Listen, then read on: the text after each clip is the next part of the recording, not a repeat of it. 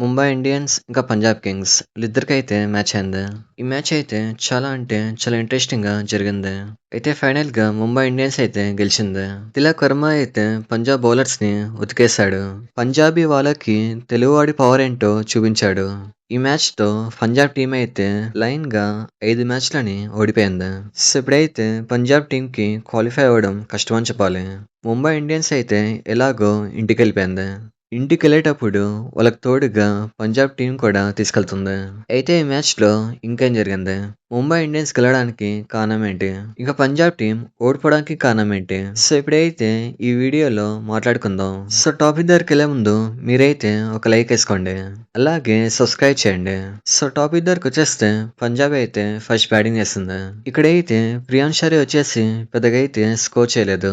So ఈ match లో అయితే ప్రివ్ సిమ్రాన్ వచ్చేసి హాఫ్ సెంచరీ వేసుకున్నాడు. అయితే తర్వాత వచ్చిన బ్యాట్స్మెన్ అందరూ తొందరగానే అవుట్ అయిపోయారు. ముఖ్యంగా శ్రేయస్ అయ్యర్ అయితే బౌల్డ్ అయ్యాడు. అసలుకి బౌల్డ్ అవుట్ అవుతాడని ఎవరు కూడా అనుకోలేదు. శశాంక్ సింగ్ కూడా ఈ మ్యాచ్ లో అయితే ఫెయిల్ అయిపోయాడు. సో ఈ టైంలో ఓమర్ జాయ్ అయితే వచ్చాడు. ఇతనైతే చాలా బాగా ఆడాడు. ఇతను ఈ సీజన్ లో ఫస్ట్ మ్యాచ్ ని ఆడుతున్నాడు. ఇతను వచ్చేసి 38 రన్స్ కొట్టాడు. ఇంకా లాస్ట్ లో విష్ణు వినోద్ ఇంకా బాత్లెట్ వీళ్ళిద్దరైతే స్కోర్ అనేది చేశారు. అసలైతే వీళ్ళ స్కోర్ వచ్చేసి 160 దగ్గర అయిపోవాలి. ఇంకా లాస్ట్ లో కొట్టడం వల్ల వీళ్ళ స్కోర్ అయితే 200 వెళ్ళింది. ఈ మ్యాచ్ లో షర్దుల్ ఠాకూర్ ఇంకా దీపక్ చహర్ వీళ్ళిద్దరైతే చాలా బాగా వేశారు. సో తర్వాత అయితే ముంబై ఇండియన్స్ వచ్చేసి బ్యాటింగ్ చేసింది. ఇక్కడ బ్యాటింగ్ లో ర్యాండ్ ఇకల్టన్ అయితే చాలా బాగా ఆడాడు. ఇతను వచ్చేసి 48 కొట్టాడు. తన హాఫ్ సెంచరీని మిస్ చేసుకున్నాడు. ఇంకా రోహిత్ శర్మ విషయం దగ్గరకు వచ్చేస్తే రోహిత్ శర్మ అయితే తన జీవితంలో అసలు బ్యాటే పట్టుకున్నట్టు ఆడాడు. అసలు ఈ మ్యాచ్ లో రోహిత్ శర్మకి ఏమైందో అర్థం కావట్లేదు. సో తర్వాత అయితే వికెట్లు అనేవి పడిపోయాయి. సో ఈ టైంలో తిలక్ వర్మ అయితే ముంబై ఇండియన్స్ ని కాపాడాడు. ఈ సీజన్ లో ముంబై ఇండియన్స్ ని మరోసారి గెలిపించాడు. తిలక్ వర్మ అయితే లాస్ట్ వరకు ఉండి మ్యాచ్ ని అయితే ఫినిష్ చేశాడు. కేవలం 33 బాల్స్ లో 75 కొట్టాడు. ఇక్కడ తిలక్ వర్మకి విల్ జాక్స్ అయితే సపోర్ట్ ఇచ్చాడు. విల్ జాక్స్ అయితే 10 బాల్స్ లో 25 కొట్టాడు. సో ఫైనల్ గా ముంబై ఇండియన్స్ అయితే గెలిచింది. ఇక్కడైతే హర్షదీప్ సింగ్ వచ్చేసి సైలెంట్ అయిపోయాడు. ఇతనికైతే స్లిప్పర్ షాట్ అనేది పడింది.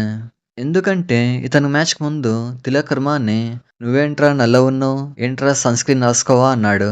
ఒక ప్రొఫెషనల్ క్రికెటర్ అయ్యండి ఇంకో ప్రొఫెషనల్ క్రికెటర్ ని ఇలా అన్నాడు. అయితే క్రికెట్ లో రేసిజం అనేది ఇంకా ఉందని చెప్పాలి. ఇక్కడైతే హర్షదీప్ సింగ్ వచ్చేసి తొండలా ఉంటాడని చాలా మంది అంటారు. పైగా ఇతను వచ్చేసి ఇంకోరిని కామెంట్ చేస్తున్నాడు. అయితే ఈరోజు అయితే చెన్నై ఇంకా లక్నో ఇద్దరికైతే మ్యాచ్ ఉంది. ఇప్పుడైతే ఈ మ్యాచ్ గురించి మాట్లాడుకుందాం. ఫస్ట్ ఆఫ్ ఆల్ బ్యాటింగ్ గురించి మాట్లాడుకుంటే ఈ రెండు టీముల్లో బ్యాటింగ్ వచ్చేసి 2 ప్లేయర్స్ పైన డిపెండ్ అయి ఉంది. చెన్నైలో సంజు శాంసన్ ఇంకా ఉర్విల్ పటేల్ వీళ్ళిద్దరిపైన డిపెండ్ అయి ఉంది. ఇంకా లక్నోలో జాష్ ఇంగ్లీష్, మిచెల్ మార్ష్ వీళ్ళిద్దరిపైన డిపెండ్ అయి ఉంది.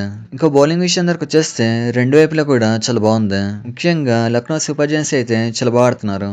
ఇక్కడైతే ప్రిన్స్ యాదవ్ అయితే చాలా బాగా వేస్తున్నాడు. ఇంకా చెన్నై బౌలింగ్ లో నూర్ అహ్మద్ అయితే చాలా బాగా వేస్తున్నాడు. సో ఇక్కడైతే రెండు వైపులా కూడా ఈక్వల్ గా ఉందని చెప్పాలి. అయితే చెన్నై గెలిచిందా లక్నో గెలిచిందా మీరైతే కామెంట్ చేయండి. ఇలాంటి మరిన్ని వీడియోస్ కోసం లైక్, షేర్, సబ్స్క్రైబ్ చేయండి. Thank you.